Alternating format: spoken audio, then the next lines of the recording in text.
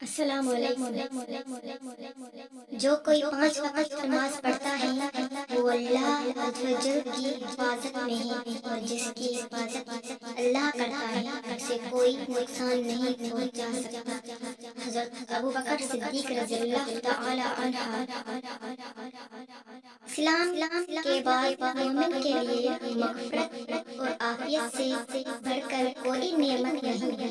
حضرت ابو بکر صدیق رضی اللہ تعالی عنہ۔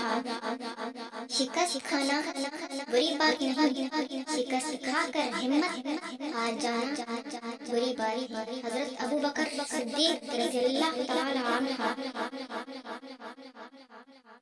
زندگی سادہ اور مختصر ہونی چاہیے، ورنہ قیامت کے دن حساب میں بڑی پریشانی ہوگی۔